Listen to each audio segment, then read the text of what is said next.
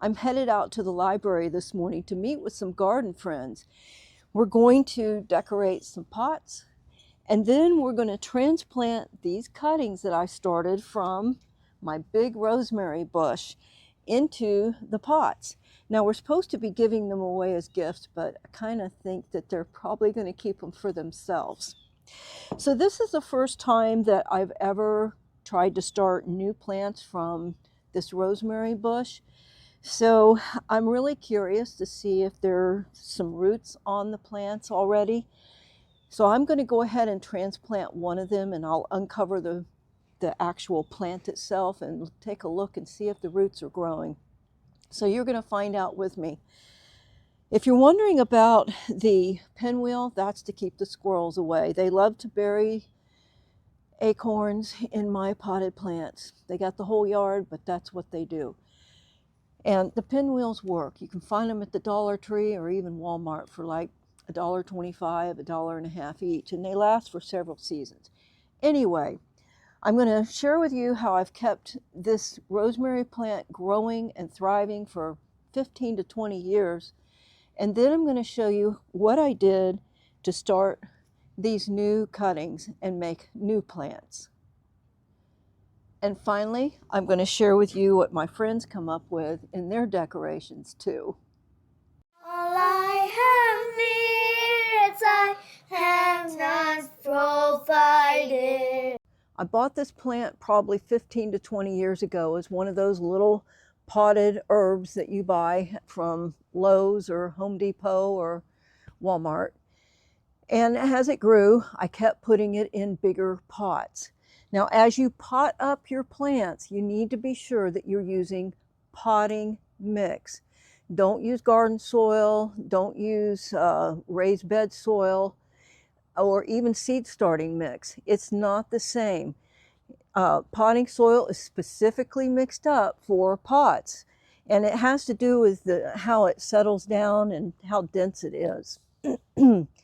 So I prefer to use terracotta pots. They're just a natural substance, but they do have the problem of drying out quicker. So I actually will water this plant on a daily basis. I live in Central Florida. It gets the morning sun shining directly onto the pot and the plant, and it just dries out real quick. Now, don't go by how often you should do it, go by the feel. So when you first start growing your potted plant, check it with your finger, and you're going to go down into the soil up to your knuckle. Is it dry? It needs to be watered. If it's not dry, wait. And just keep track of how long it takes for that soil to dry out before you have to water it. And then just get on that routine. My soil dries out every single day. When my recipe calls for rosemary, I look for the tips of the branches that are really pliable. It's just a more tender herb to cut up and put into your recipe. See how pliable that is? It smells wonderful.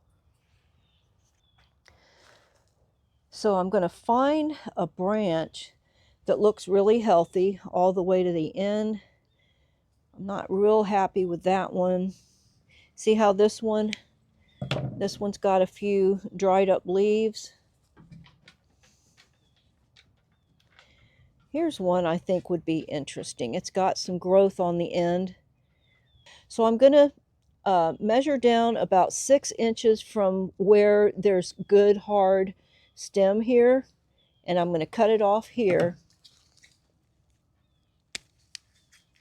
and take it on up to my work table and get it started.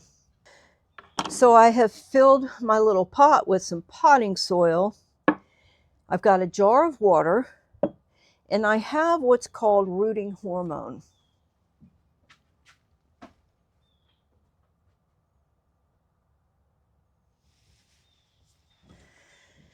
The rooting hormone is optional, but it does give it a better chance to go ahead and start growing some roots. So all you've got to do is take the bottom 3 inches, and you're just going to strip the leaves off. And I'm going to stick that down in the water while I pour out this little bit of rooting compound. I'm going to tap it to kind of disperse it. Now that the stem is wet, the rooting compound or hormone just sticks to it a little bit easier, a little better. You see? And now all you got to do, stick it down in there and keep it watered. Now I'm going to fill up this pot a little bit more. It's not quite full, and it will settle. So that's it. That's so easy. And now that is going to go back into my jar because I don't waste anything.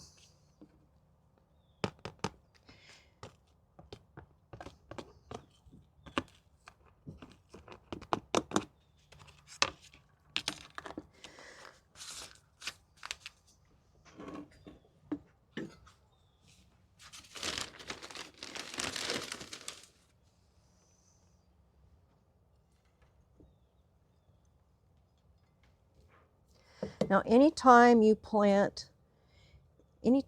transplanting a plant, be sure that you remember to water it in. That way it's making really good contact with the soil.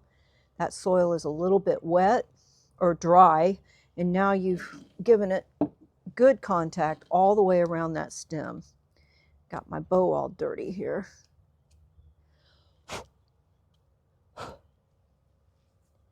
There. Isn't it cute?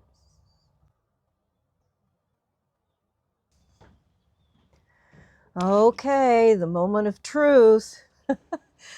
Oh, I'm going to gently dig out one of these.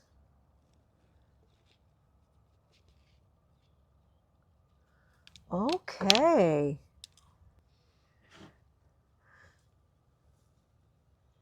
Can you see those little roots? Cool. I'm happy. I'm very happy about that.